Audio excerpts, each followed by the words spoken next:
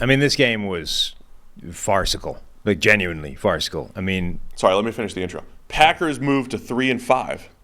Rams fall to 3-6. 20-3. Brett Rippon got the start for the Rams. Okay. that was important to get out of the way. Yeah. Well done. Yeah. Just to remind people, that's what happened. I mean, Green Bay win, and yet every time you looked up, somebody was making a terrible play on both sides of the ball. They had one of the most comical, cartoon-like turnovers I've ever seen in my life, where, who was it? It was Wicks, right? They get the ball to Wicks out in the flat. It's like first and 10. It's not even like an important first down to reach for. And sort of falling backwards, he decides to extend to pick up the first down and hits the ground, falls over, hits the ground while doing it. And whilst the ground can't usually force a fumble, but it forces an incompletion, as people know, that's the caveat or exception to that is as long as there isn't a defender anywhere near you, in which case if you just fall over and pop the ball off the ground, it can in fact force a fumble. And this one forced it right into the waiting hands of, who is it, Akello Witherspoon, who just from the sideline angle, it literally looks like he throws the ball at Witherspoon from the floor. He falls over and then launches it at Witherspoon, who just catches it towards the sideline. It's like, first down, and then steps out of bounds. They've reached Looney Tunes type turnovers is what's happening in this Packers season at the moment. And yet a Brett Rippon-led Rams offense was bad enough that it didn't matter. Yeah, minus 0.52 EPA per play for the Rams yesterday on 55 offensive plays. So the Rams lost half a point on average. Every snap For 55 snaps yesterday. That's the summation. Yeah. It was slightly better in the run game, where they were only minus 0.49. So it was worse. It was worse in the pass game because the turnovers obviously skew that, and just bad football in general. Yeah. Anthony Johnson, our boss, Chris Collinsworth's first round potential safety, who went in the 7th for the Packers, got the start, had a pick on one of those tips. Had a solid game. You also saw, from a Packers perspective, Carrington Valentine, another rookie cornerback. He had a really impressive preseason, and they just traded Rasul Douglas, so it's Valentine time.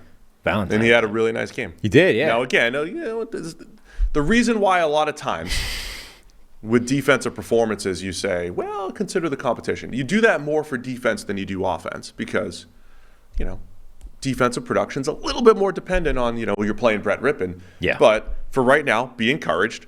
Valentine had a good game, forced 3 incompletions on 9 targets. Yeah. Well, if you strip out no plays, 8 targets, 1 catch for 14 yards. I hate the no plays. I hate stripping it out. And 3 forced incompletions. That's a pretty good day. 1 for 8, 3 finks. 3 finks. For any DB. Jair Alexander with a bit of a bounce-back game as well.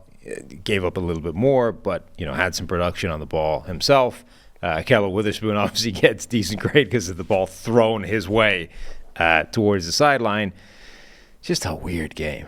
Okay, so we're at the point of the season. We don't have to talk about every game that long. Oh, right? Okay. Aren't we? Sure. Right? Are we live still? A little bit, yeah. So the Matthew Stafford injury obviously was an issue. We'll see if he'll bounce back right now. But look, Green Bay played really well up front, stopped the Rams' run game. I had mentioned EPA per play-wise, the Rams were number 2 in the NFL from a run game perspective. Royce Freeman finishes with 12 carries for 32 yards. Darrell Henderson, 10 carries for 19. They couldn't get anything going on the ground. And it's kind of like what they needed, right? They needed to just take as much pressure off Brett Rippon as possible. Unable to get that. And so Rams struggled moving the ball. Yeah. Green Bay took care of business up front. Carl Brooks making some plays. Two batted passes. A couple of pressures in there as well. Best Jordan Love game of his career. Best Jordan Love potentially game of his career. Yeah. Just saying. I mean, he hit the open throws this time. Luke Musgrave open, had a wide open touchdown as well. Got Christian Watson making a contested catch down the field. You got to see a little bit from Green Bay's playmakers. As you mentioned, you take away some of the I mean, weird you take away the turnovers. Acme turnover. Yeah, and it was a much cleaner yeah. game for the Packers Right. offensively. This was actually a game where they had relatively few mistakes. I mean, they had one drop pass. They had the Acme turnover. But outside of that, it was a much cleaner game. And, again, competition. Is there a correlation between this was a terrible Rams team and all of a sudden Green Bay isn't making a bunch of ridiculous mistakes that kill them every time they try and drive on offense? Or do they simply have a game where they didn't have those mistakes and actually the offense looks better? I mean, these are the questions you have to ask about the Packers offense. Like, bad mistakes collectively have been killing them all season long. And then the first time that doesn't happen, they win a game relatively comfortably, even with, a Looney Tunes cartoon turnover. We'll see if this can be a bit of a turn the corner play here for the Packers. They get the Steelers next week, then the Chargers, Lions, and Chiefs over the next 4 weeks. So we'll see if this can spark the Packers a little bit. I also think it brought to light just what Matthew Stafford's been doing this year. Mentioned a few times over the last few weeks. The stats aren't great, but I think Stafford's playing extremely well. Tons of big-time throws and doing a great job. Like the Rams were fun to watch in a year where it felt like this rebuild where they had a couple good players like Stafford, and without him out there, completely different looking. He's having the season that I think people always said he had in Detroit, which is like, God, Matthew Stafford is carrying this thing, this like bereft, awful offense that has no business being on an NFL field except Matthew Stafford.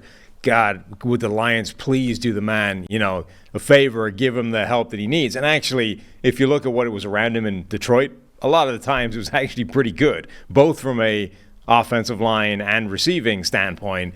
I don't know that it was ever necessarily true in Detroit, but it has been this year in Los Angeles. I mean, okay, he's got Cooper Kupp and Puka Nacua, but the offensive line is bad. The offense overall isn't good, and yet Stafford is playing out of his mind and making the thing function.